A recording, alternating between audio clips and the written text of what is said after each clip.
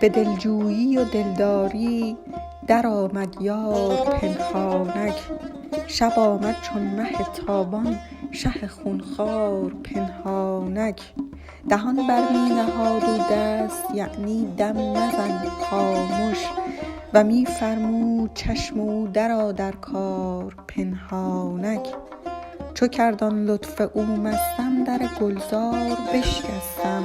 همی دزدیدم آن گلها از آن گلزار پنهانک. بدو گفتم که ای دلبر چه مکرانگیز و عیاری. برانگیزم یکی مکری خوش ای عیار پنهانک. بنه بر گوش من آن لب اگر چه خلوت است و شب. مهل تا برزند بادی بر آن اسرار پنهانک. از آن اسرار عاشق کش مشو امشب مها خامش. نوای چنگ عشرت را بجنبان تار پنهانک. بده ای دلبر خندان به رسم صدقه پنهان. از آن دو لعل جان افزای شکربار پنهانک.